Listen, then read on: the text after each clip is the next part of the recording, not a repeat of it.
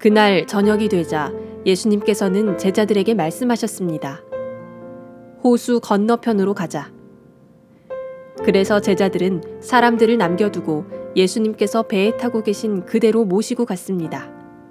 주위에 있던 다른 배들도 따라갔습니다.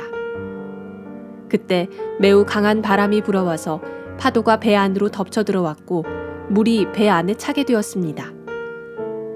예수님은 배 고물에서 베개를 베고 주무시고 계셨습니다. 제자들이 와서 예수님을 깨우면서 말했습니다. 선생님, 우리가 죽게 되었는데 돌아보지 아니하십니까?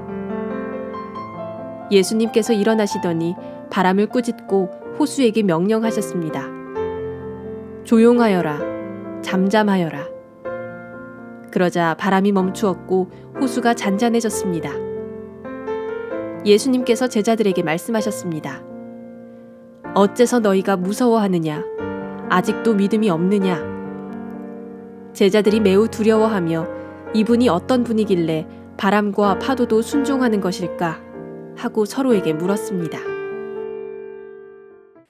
저는 이제 설교를 준비하는 목사이니까 설교를 준비하면서 오늘 본문에서 참 평안에 대한 묵상을 계속 했는데, 이런 묵상을 하고 자매의 설명을 듣는데 그렇게 마음이 이렇게 참 여러 생각이 들고, 정말 주께서 우리에게 주시는 평화가 어떤 것일까? 우리는 무엇을 소망하고 있는 것일까?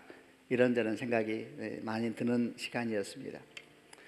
오늘 말씀을 통하여서 한번 그 주제를 가지고 나누어 보려고 합니다. 굉장히 많이 아는 말씀이죠. 이 말씀을 좀 배경을 설명을 드리면은, 주님께서 하루 종일 말씀을 가르치시고 난 뒤에 저녁이 됐을 때 갑자기 제자들에게 어떤 말씀을 하시냐 하면은 호수 건너편으로 가자, 이렇게 말씀을 하세요. 호수 건너편은 어느 곳이었냐면 거라사라는 지방이었고, 이곳은 주로 이방인들이 머무는 땅이었는데, 그러니까 하루 종일 유대인들에게 말씀을 전하신 하나님께서 이제는 밤이 되었을 때 배를 타고 호수를 건너편으로 가서 이방인들에게 말씀을 전하기로 결정한 이런 장면입니다. 참 귀하지 않습니까? 주님의 걸음은 제한이 없으십니다. 낮이든 밤이든 유대인이든 이방인이든 주님이 필요한 곳이라면 어디든지 주님은 가셨습니다. 그럼 왜 거라사 지방으로 가시는가? 뒤에 이제 마가복음 5장을 보게 되면 한 사람을 만나기 위해서 갑니다. 그런 사람이 누구냐면은 무덤 사이에 거하면서 정말 사람인데 사람답게 살지 못하는 짐승처럼 살고 있는 한 사람을 구원하기 위해서, 한 사람을 회복시키기 위해서 밤새 배를 타고 건너편으로 가기로 결정하신 이런 상황이었고, 드디어 배를 타고 제자들과 함께 어두운 밤을 헤치고 이제 호수를 건너가게 되었습니다. 얼마나 귀한 걸음입니까? 근데 이게 배가 가는 도중에 이제 큰 사건을 만나게 되는데, 큰 폭풍이 몰아치게 된 겁니다. 조금 배경 설명을 드리면, 이 갈릴리 호수가 지구상에서 가장 낮은 곳에 있는 호수라는 얘기를 아마 들으셨을 것인데, 바다보다도 230m나 아래에 있거든요. 사방이 사실은 높은 산으로 둘러싸이는 호수다 보니까 북쪽에서 이제 바람이 내려오면서 이 계곡을 타고 내려오다가 굉장히 바람의 속도가 빨라지는 때가 있다고 합니다. 이 바람이 내려오다가 갈릴리 호수의 따뜻한 공기와 만나게 되면서 갑자기 폭풍이 일어날 때가 있대요. 근데 이 폭풍이 굉장히 예측 불가하고 또 굉장히 강한 경우가 있어서 갈릴리 호수에서 평생 살았던 어부들도 이런 폭풍을 만나면 두려워하기도 하는 이런 폭풍이었는데, 이런 폭풍이 예수께서 이제 가라사 지방으로 건너가는 그 한가운데 일어나게 된 겁니다. 폭풍이 얼마나 심했는지 성경은 뭐라고 설명하냐면, 개역개정은 큰 광풍이 일어나 파도가 배 안으로 덮쳐 들어왔고 물이 배 안에 차게 되었다. 큰 광풍이 일어났다. 영어로는 그레이트 윈스톰 이렇게 되어 있거든요. 큰 광풍이 일어났다. 근데 이제 이런 상황인데 주님께서는 배 뒤편에서 주무시고 계셨다 그랬습니다. 그러니까 이제 처음에는 제자들이 폭풍을 감당하려고 했었겠죠. 근데 감당이 안 되니까 주님을 깨우면서, 주님 우리가 죽게 되었습니다. 이렇게 주무실 때가 아닙니다 이러면서 깨웠겠죠. 어서 일어나서 저희를 좀 도와주십시오. 그래서 주님께서 일어나셔서 바람을 꾸짖으시고 죄송합니다. 호수를 명령하십니다. 호수에게 명령을 하세요. 잠잠하라, 고요하라. 정말 그랬더니 거짓말처럼 호수가 잠잠해지고 파도도 잠잠해졌습니다. 그러고 난 다음에 주님께서 제자들에게 꾸징을 하세요. 어찌하여 이렇게 무서워하느냐? 아직도 믿음이 없느냐? 이렇게 이제 말씀하시다 제자들은 여기에 반응하는 것이 아니고 두려워하면서 자기들끼리 모여서 막 이야기를 하기 시작합니다. 도대체 이분이 누구시길래 바람과 파도도 순종하는 것일까? 이제 이 본문이 오늘 우리가 묵상하려고 하는 본문입니다. 이 말씀을 묵상하고 해서 가만히 접하다 보면 여러 질문들이 떠올라요. 그 중에 한 가지가 저 개인적으로 뭐였냐 하면은 예수님의 제자 중에서 갈릴리 호수 어부 출신이 많습니다. 예를 들면 베드로도 그렇고 형제 안드레, 또 야고보 형제 요한, 이런 사람들이 다 갈릴리 호수의 어부 출신이거든요. 이들은 갈릴리 호수에서는 전문가들입니다. 근데 이들이 죽을 것 같다는 생각이 들 정도로 폭풍이 몰아쳤으면은 굉장히 상황이 어려운 것 같아요. 근데 어떻게 이런 상황에서 주무시고 계실 수가 있을까? 이게 말이 되는 이야기인가? 배 전체가 통째로 막 흔들리면서 뒤집어질 것 같은데, 게다가 파도가 배를 치고 호수물이 배 안으로 들어왔다 기록되어 있거든요. 그러면 주님의 몸에도 이 호수물이 막 이렇게 부딪혀 왔을 것인데, 어떻게 이런 상황에서 주님께서 배 뒷머리에서 베개를 벌고 주무실 수가 있을까? 이런 게 가능한 일일까? 우선 이런 생각을 하나 하게 되고, 또 하나는 주님께서 이제 제자들 깨우니까 일어나셔가지고 파도와 바다를 향하여서, 바람을 향하여서 고요하라 잠잠하라 그랬더니 정말 거짓말처럼 잠잠해졌잖아요. 그러고 난 다음에 주님께서 제자들을 꾸중을 하세요. 꾸짖으세요. 어찌 이렇게 믿음이 없느냐, 이렇게 꾸짖으셨는데, 주님은 지금 뭘 꾸짖고 계신 것일까? 혹시 주님은 제자들이 주님을 깨우지 않고 알아서 좀 폭풍을 헤쳐나가기를 원하신 것일까? 그랬다면 제자들이 주님께서 제자들에게 참 너희가 믿음이 있구나, 이런 말씀을 하셨을까? 이런 질문을 하는 이유는, 우리가 알기로는 믿음이라는 것은 폭풍 가운데서 주께 도움을 구하고 은혜를 구하는 것이 믿음으로 알고 있는데, 만약 주님께서 당신을 깨운 것 때문에 마음이 상하셔서 제자들에게 믿음 없다 이렇게 말씀하셨다면 이걸 어떻게 이해해야 될까? 이런 생각들을 좀 같이 하게 되는 본문입니다. 어떤 이런 질문들을 가지고 오늘 우리에게 말씀하시는 주의 음성을 듣고자 하는데, 두 가지에 초점을 맞춰서 해보려고 합니다. 첫 번째는 도대체 평안이 무엇인가? 참된 평안에 대한 이야기를 먼저 해보려고 합니다. 여러분, 참된 평안이 도대체 뭡니까? 한 해가 시작되는 정말 1월 1일이에요. 1월 1일이니까 마음이 아무래도 좀 새롭다 그랬는데, 여러분 정말 축복합니다. 금년 한 해가 참된 평안이 있는 한 해가 되기를 바랍니다. 아멘이죠. 안 그런 사람이 어디 있습니까? 난 평안 싫어, 난 막 살래, 그런 사람이 어디 있어요? 여러분이 기도하는 자리마다, 여러분이 눈물 흘리는 자리마다 주의 평화가 있고 하나님의 기름 부심이 있는 축복이 있기를 정말 바랍니다. 그런데 여러분, 이렇게 소망을 하는데 우리가 구하는 이 평안이 진짜 뭘까요? 진짜 평안은 도대체 뭐이겠습니까? 지금 본문을 보면 배가 큰 폭풍을 만났다 그랬습니다. 그런데 주님께서 배 뒷머리에서 편안하게 주무시고 계시다 그랬죠. 앞에 제가 질문했습니다. 이게 가능한 일인가? 이게 어떻게 가능해요? 다시 제가 기억을 되살려 보겠습니다. 지금 상황은 단순히 배가 요동치는 상황이 아니라고요. 파도가 배 안으로 쳐들어왔고 호수물이 배를 지금 가득 채우고 있는 상황이었고, 그러니까 파도가 한두 번 친 게 아니겠죠. 파도가 막 계속 치면서 물이 막 튀었을 것이고, 그야말로 배는 뒤집어질 것처럼 요동하고 있는 상황이었을 겁니다. 그러면 당연히 주무시는 주님의 몸에도 물이 막 쏟아지면서 배가 막 요동을 하고 있는 이런 상황이었을 겁니다. 지금 이런 묵상이 전혀 이상하지 않고 매우 자연스러운 것입니다. 아까 제가 말했잖아요. 제자들은 지금 갈릴리 호수의 어부로서 그 바다의, 그 호수의 전문가들인데 이들도 죽게 되었다라고 소리를 정도라면 진짜 큰 폭풍이 일어난 거예요. 제자들이 처음부터 이랬을까요? 아니죠. 처음에는 주님 깨울 생각 안 했을 것 같아요. 전문가들이잖아요. 처음에는 나름대로 배를 잘 조종하여서 폭풍을 이겨보려고 했었겠습니다만 하다 보니까 안 거예요. 이게 지금 이길 수 있는 폭풍이 아니다. 인생도 그럴 때가 있지 않습니까? 이런 큰 폭풍이 온 상태입니다. 우리는 사실 바다에 대해서 잘 모르죠. 여러분 저는 바다를 잘 모르고, 저는 사실 배도 큰 배만 타고 싶은 사람이고, 저는 비행기 타면 되게 어려워하거든요. 저는 무조건 자요. 비행기 타면 뜨고 내리는 게 어려워요. 사실 저 같은 사람은 바다의 폭풍이 얼마나 무서운지 모릅니다. 그러나 말씀을 보건대 우리가 생각하는 그 어떤 모습보다 훨씬 심각했던 상황 같아요. 그런데 어떻게 이런 상황 속에서 계속 주무실 수가 있지? 이게 말이 되는가? 그래서 어떤 사람이 이런 설명도 했습니다. 이게 주님이 그만큼 지금 피곤한 상황이시다. 낮에 종일 지금 사역을 하고서 얼마나 지쳤으면, 아니 죽을 상황이 됐는데도 주무시고 계시겠구나, 이렇게 해석하는 분들이, 이 말이 돼요? 여러분, 그런 해석이 저는 동의가 안 돼요. 아무리 그래도 배가 막 통째로 뒤집어질 것 같은 상황이고 물이 막 치면서 얼굴이 막 이런 상황인데, 그리고 제자들이 막 소리 질렀을 거 아니에요. 막 이리 해봐 저리 해봐 하면서 막 소리 질렀을 거 아니에요. 그런 정신없는 난장판 상황 가운데서 누워 있었던 몸이 제대로 누워 있었을까요? 막 굴러다니지 않았을까요? 어떻게 이런 절대절명의 상황에서 주님은 주무실 수가 있었을까? 이게 말이 되는가? 예, 바로 이 사실로부터 우리의 소중한 묵상은 시작됩니다. 이런 주님의 모습은 분명 우리에게 뭔가를 말씀하고 계시는 겁니다. 주님의 모습은 그 자체가 계시이지 않습니까? 이렇게 이해되지 않는 주님의 잠자는 모습, 이해되지 않는 주의 평안이 우리에게 주시는 하나님의 계시란 이야기죠. 도저히 잠들 수 없는 상황에서, 도저히 살 수 없는 상황에서 아무런 불편함 없이 주무시는 주님, 아무런 어려움이 없이 주무시는 주님의 모습이 가르쳐 주시는 메시지는 무엇일까? 그것이 바로 하나님의 평안에 대한 것입니다.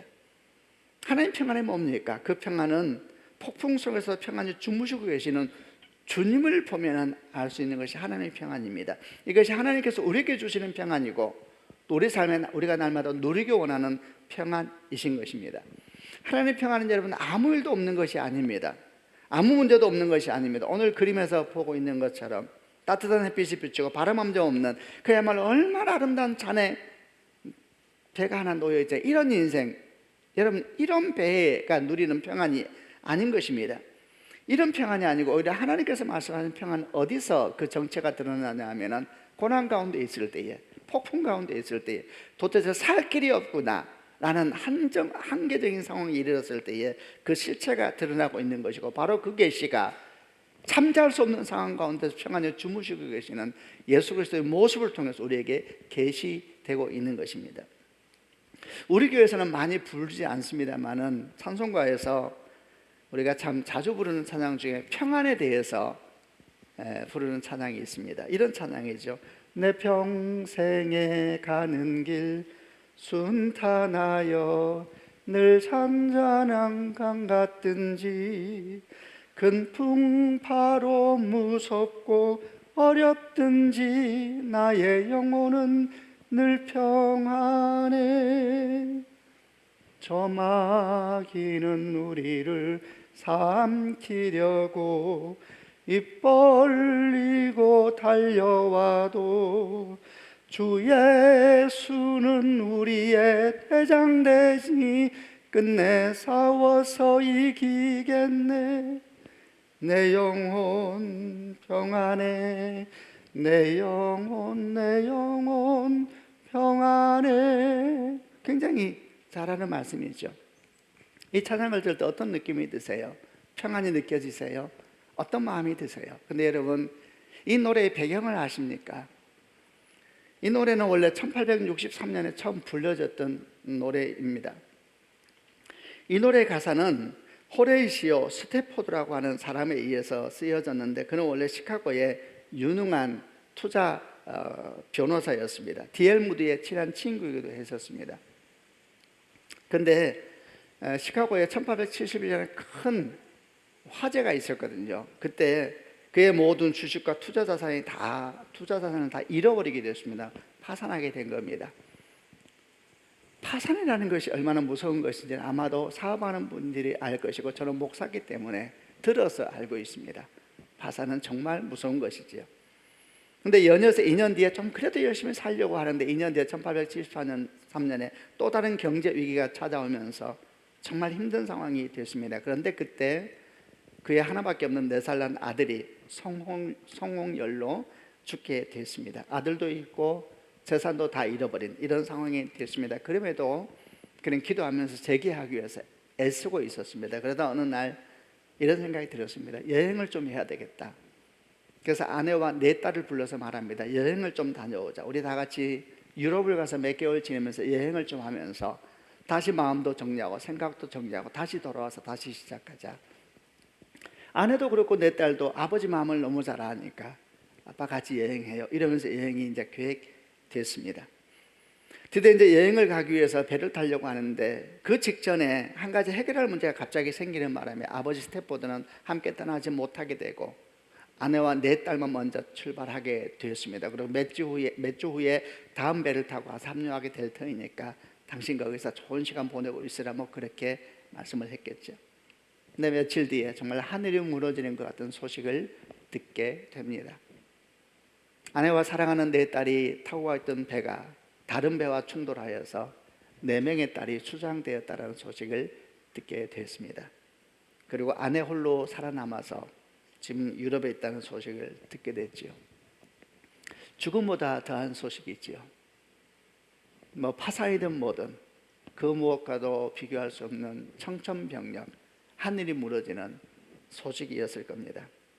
몇 주 후에 그는 배를 타고 아내를 만나야 되니까 아내가 있는 곳으로 가다가 배가 지나가다가 드디어 그의 딸들 4명이 수장된 그 바다를 지나게 되었을 때에 선장이 말합니다. 이곳에서 사고가 있었습니다.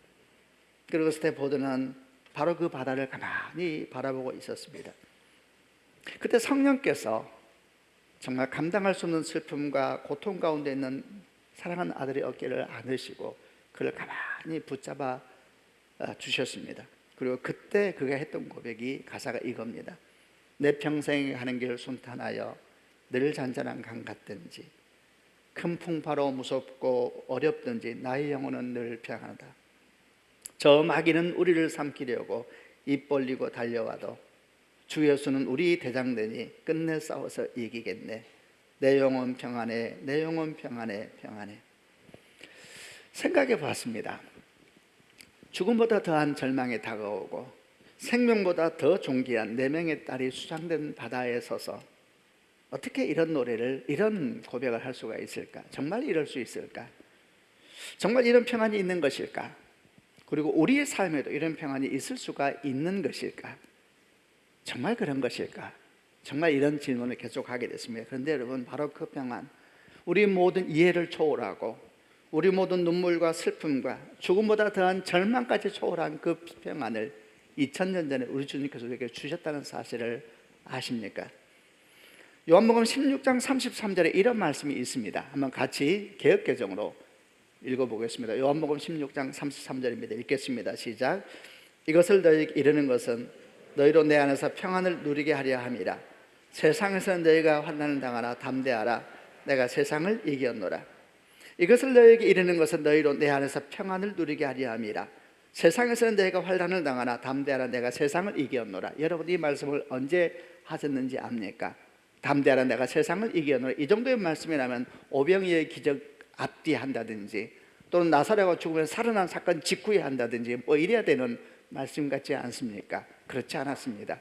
이 말씀은 십자가를 지기 바로 전날 밤에 내일이면 십자가에 못 박혀 죽으실 주님께서 제자들에게 하신 말씀입니다. 내가 네 것을 너희에게 이르는 것은 너희로 내 안에서 평안을 누리게 하려 함이라. 세상에서 너희가 환난을 당하나 담대하라. 내가 세상을 이기었노라. 참된 평안은 상황이 주는 것도 아니고 환경이 주는 것도 아니라는 것을 말씀하는 것이지요.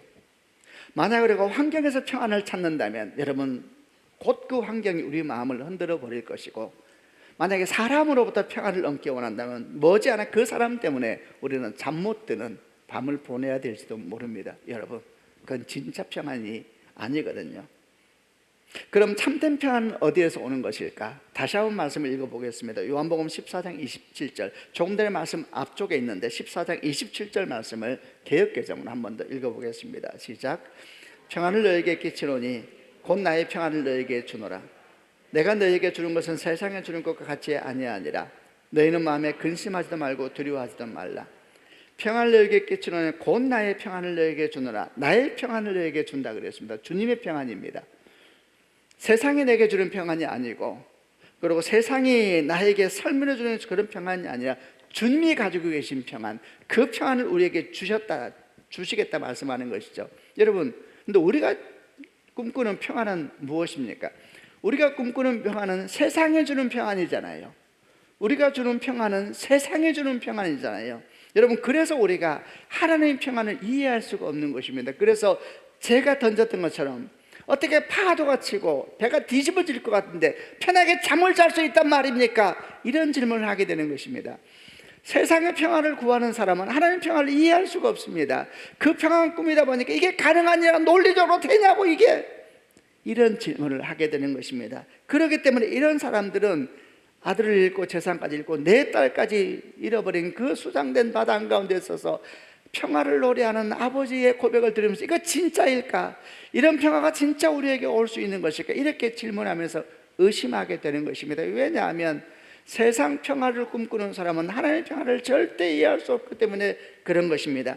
여러분, 이렇게 세상에 가득 차 있습니다. 세상의 모든 사람들은 세상의 평화를 구하고 있습니다. 그래서 여러분, 세상은 점점 많은 것이 우리에게 주어지고 있지요. 금년 하나도 더 많은 것들이 우리에게 주어지잖아요. 과학은 발달하고 물질은 풍요해지고 감당할 수 없는 부유함이 넘치고 있지만은, 그러나 거기에서 평화를 찾았던 사람들, 거기에서 평화를 노래했던 사람들은 뭐라고 외치고 있습니까? 그들은 다 절망의 얘기를 하고 있지 않습니까? 망하게 되었다고, 내 인생 끝났다고, 다 무너졌다고, 어떻게 잠을 잘 수 있냐고, 이렇게 넘치고 넘치는데 내 인생 끝났다고, 살 자신이 없다고, 부도 났고 가족은 흩어졌고 이제 소망도 미래도 다 사라졌다, 나는 이제 더 이상 살 의미가 없다는 소식이 점점 더 전 세계에서 들려오지 않습니까? 이건 하나님이 주시는 마음이 아닙니다.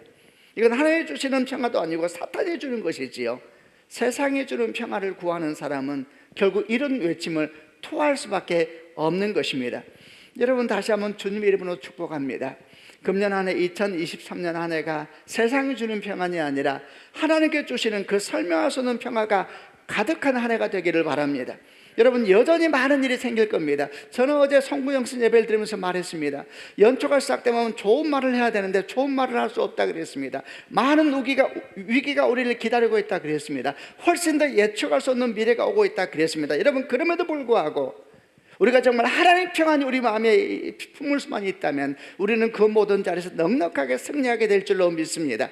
세상의 평화를 구하는 사람은 이해할 수 없는 평화가 있습니다. 세상의 평화가 꾸민 사람은 설명할 수 없는, 그게 말이 되느냐 외치는 평화가 있습니다. 여러분, 그 평화가 금년 안에 우리 내면을 가득 채우고 우리 삶을 가득 채우는 축복이기를 주님의 이름으로 축원합니다. 그러면 어떻게 하면 이 평안이 우리에게 있을 수가 있을까요? 답을 찾아봐야 되지 않겠습니까? 어떻게 하면 이 평안이 내 것이 될 수가 있을까요? 어떻게 하면 이 평안이 이게 말이 되느냐라고 말하는 것이 아니라 참으로 그러합니다 주님이 외치면서 아멘 하면서 그 평안과 함께 살 수가 있을까요? 어떻게 하면 이 평안이 우리에게 있을 수 있겠습니까? 다시 한번 주의 말씀을 기억해 봅니다. 요한복음 14장 27절 다시 한번 개역 성경으로 읽어보겠습니다. 요한복음 14장 27절입니다. 읽겠습니다. 평안을 너에게 끼쳐오니 곧 나의 평안을 너에게 주노라. 내가 너에게 주는 것은 세상에 주는 것과 같이 아니하니라. 너희는 마음에 근심하지도 말고 두려워하지도 말라. 아멘. 잘 보십시오. 나의 평안을 너에게 주노라 그랬습니다. 이렇게 말씀하지 않으셨습니다. 나의 평안이 언젠가 너에게 주어질 거야. 믿어봐. 열심히 기도해, 열심히 예배드려, 열심히 순종해. 그러면 언젠가 너에게 평안이 임하게 될 거야. 그 평안을 네가 느끼게 될 거야. 신실해야 돼. 그러면 평안이 올 거야. 이렇게 말하지 않았습니다. 분명히 성경은 말하기를 나의 평안을 너에게 주노라 현재형으로 쓰고 있습니다. 평안을 준다 그랬습니다. 아멘이죠. 여러분, 준다 그랬습니다. 그럼 우리에게 필요한 것이 뭡니까? 믿음으로 받으면 되는 것입니다. 아멘입니다. 여러분, 주신다 그러는데 다른 뭐가 필요합니까? 받으면 되는 겁니다. 받으면 되는 겁니다. 여러분, 주께서 주시겠다 그러는데 여러분이 말하기를 잠깐 계셔주세요. 제가 지금 준비가 안 됐어요. 이러면 그 사람 거 안 되는 것입니다. 막 주시겠다는 알고 잠깐만요, 기도 좀 하고 올게요. 요새 기도가 잘 안 돼요. 주님 잠깐만 기다리세요. 제가 낯짝있지 죄송해요. 저 못 받겠어요. 여러분, 이건 믿음이 아닌 것입니다. 주께서 주시겠다 그랬어요. 왜냐하면 우리에게 그 평안을 주시기 위해 대가 지불을 십자가에서 다 지불하셨습니다. 아멘이죠. 엄청난 대가 지불을 지불하고 선물을 우리에게 주시는 것입니다. 근데 왜 안 받겠다 그럽니까? 주님께 십자가에서 당신이 피를 쏟으시고 이 선물을 준비해서 우리에게 주시는 것입니다. 아멘. 받으시길 바랍니다. 내가 내 평을 너에게 주노라. 아멘. 받으시길 바랍니다. 제가 한번 선포할 때 믿음으로 아멘 받으시길 바랍니다. 이 평을 너에게 주노라. 아멘. 믿음으로 받으시길 바랍니다. 여러분, 문제는 여기서 시작됩니다. 이제 받았습니다. 근데 받은 것이 문제가 아닙니다. 이 평안을 누리는 것이 문제입니다. 여러분, 알지 않습니까? 선물을 받는 것과 선물을 누리는 것은 다른 것 아닙니까? 선물을 받아도 누리지 못하는 사람이 있습니다. 멋진 자동차를 선물 받아도 운전면허가 없으면 어떻게 야단난 겁니다. 안 그래요, 여러분? 자동차가 멋질수록 짜증나요. 운전면허가 없으면 안 되는 것입니다. 받은 것과 누리는 것은 다른 것입니다. 여러분 그렇지 않습니까? 어떤 사람이 고전 책을 막 그 안에 막 보석 같은 내용이 적혀 있어요. 막 이거 읽으면 인생이 풀려. 갑자기 제가 약장사 같으네요. 그게 아니고 여러분 아주 귀한 책을 선물로 줬다 해도 못 읽으면 아무 소용없는 거예요. 못 읽으면 베개 되는 겁니다. 베개. 어디 올라갈 때 밟고 올라가는 거 되는 것입니다. 여러분 선물을 받는 게 중요한 것이 아니라 선물을 내 것으로 누리는 것이 중요한 것입니다. 아멘이죠. 평안은 예수의 십자가로 우리에게 주어졌습니다. 아멘. 이걸 누리는 것이 숙제인 것입니다. 여러분 금년 안에 선물을 받는 데서 끝나지 말고 이 선물을 누리는 축복이 있기를 바랍니다. 어떻게 하면 이 선물을 내가 누릴 수가 있습니까? 또 성경에 답이 다 나와 있습니다. 요한복음 16장 33절을 다시 한번 개역 성경으로 읽어보겠습니다. 16장 33절입니다. 읽겠습니다. 시작. 이것을 너희에게 이르는 것은 너희로 내 안에서 평안을 누리게 하려 함이라. 세상에서 너희가 환난을 당하나 담대하라. 내가 세상을 이기었노라. 여러분 내 안에서 평안을 누리게 하려 함이라. 답이 명확합니다. 평안은 어떻게 누리는가? 예수 안에 있을 때 누리는 것입니다. 평안을 가지고 있다 할지라도 예수 밖에 있으면 그 평안을 못 누립니다. 예수 안에 있을 때, 예수와 함께 살아갈 때, in Christ, with Christ, 예수 안에 있을 때에 여러분 평안은 내 평화가 되는 것입니다. 아니 그러면 예수 믿고도 예수 바깥에 있다는 이야기냐? 여러분 그런 사람이 있습니다. 예수 믿으면서 예수와 함께 걸어가지 않습니다. 그런 사람이 있습니다. 어제 제가 송구영신 예배하면서 그랬어요. 모세의 노래를 얘기하면서 모세의 노래는 출애굽해야 되고 홍해를 건너야 됩니다. 근데 출애굽하고 홍해를 안 건너는 사람이 있습니다. 말이 되는가? 말이 안 되지요. 출애굽하면 홍해 건너야죠. 근데 안 건너는 사람이 있습니다. 믿는다면서 사랑하지를 않습니다. 예수께서 구원자라 그러면서 나의 주님이라고 고백을 안 합니다. 동행한다 그러면서 그분을 날마다 주목하지도 않습니다. 여러분 이런 기이한 일이 생기는 것입니다. 여러분 주 안에 있을 때 주의 평안을 우리가 누리게 될 줄로 믿습니다. 여러분 그런데 우리가 주의 평안을 믿는다고 하면서도 왜 불안해합니까? 왜냐하면 너무 세상만 보고 사니까, 너무 세상의 가치관만 쫓으면서 사니까, 너무 세상 생각만 하니까, 세상 안에서 세상과 함께 살아가다 보니까 우리 안에는 죄의 평안이 쪼그라들고 또 쪼그라들어서 무력해져 버린 것은 아닐까요? 너무 세상만 보고 사니까. 여러분 아마 여러분 중에는 부모님을 모시고 사는 분들이 있을 겁니다. 저는 정말 귀하다고 생각합니다. 근데 여러분 생각해 보세요. 부모님을 집에 모시고 사는데 부모님을 죽은 사람 취급한다고 생각해 보세요. 투명인간 취급한다고 생각해 보세요. 여러분 그건 안 보시는 것보다 더 나쁜 거 아니에요? 안 그렇습니까? 믿는다 그래놓고, 예수님께서 나의 주님이라 그래놓고, 인생의 구석에 밀어놓고 지 혼자 다 살다가 한 번씩 힘들면 말 좀 해보세요. 여러분 이게 도대체 뭡니까? 예수 안에서 예수와 함께 걸어갈 때 우리 평화가, 주의 평화가 누리게 될 것입니다. 이미 주어졌습니다. 누리시기를 바랍니다. 주 안에 있는 나에게 딴 근심이 있으랴. 십자가 밑에 나아가 죄짐을 풀었네. 주님을 찬송하면서 할렐루야 할렐루야. 내 앞길 멀고 험해도 나 주님만 따라가리. 그 두려움이 변하여 내 기도 되었고, 전날의 한숨 변하여 내 노래 되었네. 주님을 찬송하면서 할렐루야 할렐루야. 내 앞길 멀고 험해도 나 주님만 따라가리. 주의 곁에 있을 때 마음이 든든하오니, 주여 내가 살 동안 인도하여 주소서. 피난처인 예수여, 세상 물결 험할 때 크신 은혜 베푸사 나를 숨겨주소서. 주여 주여 나를 인도하소서. 빠른 세상 살 동안 주여 인도하소서. 주님께서 십자가 보혈을 대가 지불하고 주신 선물이 있습니다. 평안입니다. 평안. 그 평안이 우리 안에 있습니다. 아멘이죠. 예수 안에서 예수와 함께.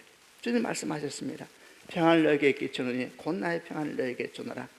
내가 너에게 주는 건 세상에 주는 것 같이 아니라 너희는 마음에 근심하지도 말고 두려워하지도 말라.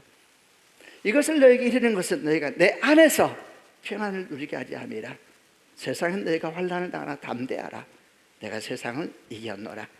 우리 주님이십니다. 우리 평안이십니다. 그 평안이 여러분 가운데 있습니다. 승리하십시오. 예수 안에 승리하십시오. 주와 함께 걸어가고 주님 안에 살아가고 우리 함께 주님을 찬미하며 걸어가는 복된 한 해가 되기를 바랍니다. 두 번째 교훈은 고난 중에 있을 때 우리가 가져야 될 진짜 믿음이 무엇인가 라는 질문입니다. 저는 여러분에게 말씀을 처음 생각하면서 이런 질문을 던졌었습니다. 주님께서 깨어나시고 난 다음에 바람과 파도를 잠잠케 하고 잠잠하라 고요하라, 거짓말처럼 잠잠해졌습니다.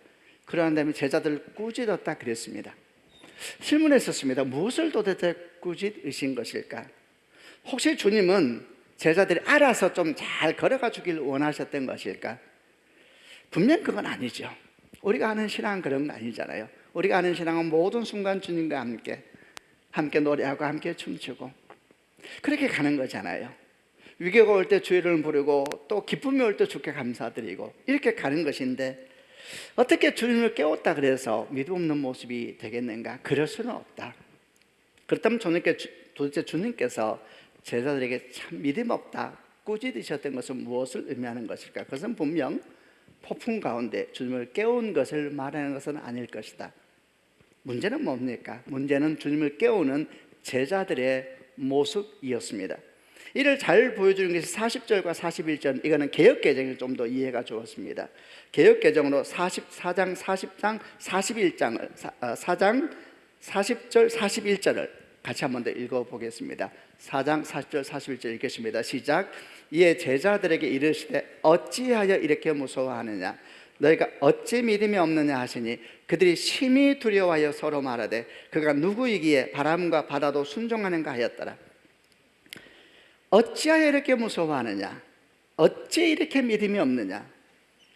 그들이 심히 두려워하여 서로 말하되 그가 누구이기에 바람과 바다도 순종하는가 하였더라. 아주 짧은 구절이죠. 여기서 주님께서 왜 마음이 그렇게 아프셨는지, 또 제자들이 가지고 있었던 믿음의 색깔은 무엇이었는지를 보여줍니다. 여러분 주목해 보십시오. 어찌하여 이렇게 무서워하느냐? 주님은 제자들의 얼굴에서 거의 죽은 것 같은 사람의 얼굴을 본 것 같습니다. 어찌하여 이렇게 믿음이 없느냐? 주님은 당신을 깨우면서도 저는 믿음이 없는, 깨우면서도 안 믿는 그런 제자들의 눈빛을 본 것 같습니다. 지금 제자들의 얼굴은 두려움과 공포로 가득 차 있습니다. 눈은 절망에 빠져 있고 목소리는 거의 죽어가고 있습니다.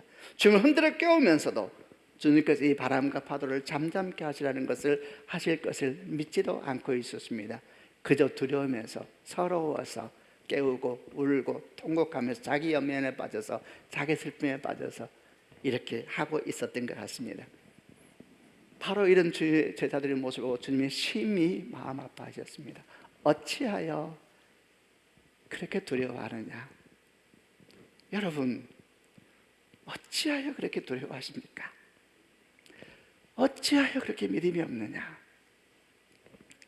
얼마나 주변에서 많이 일을 합니까? 기도하면서 사실 안 믿습니다. 주님 이름 부르면서도 신뢰하지 않습니다. 주님과 동행한다 하면서도 날마다 절망하고 낙심합니다. 여러분, 제자들이 주님을 깨울 때 선생님 랍비라고 불렀어요. 무슨 뜻인지 아시죠? 말씀을 잘 가르쳐 주시는 분. 그들은 거기까지 알았습니다. 그분이 창조주인 걸 몰랐습니다. 거기까지만 알았습니다. 그분이 바람과 파도를 만든 분인 걸 몰랐습니다. 그래서 말한 것입니다. 이분이 누구시길래 바람과 파도도 순종하는가? 그들은 몰랐죠. 여러분, 지금도 마찬가지입니다. 적잖은 그리스도인들이 그분이 누구신지를 잊어버립니다. 여러분, 그분은 하나님이십니다. 그분은 온 땅과 하늘의 창조주이십니다. 우리보다 우리를 더 잘 아시고 우리보다 우리에게 더 가까이 계시는 분이시고 우리보다 우리를 더 사랑하는 분이십니다.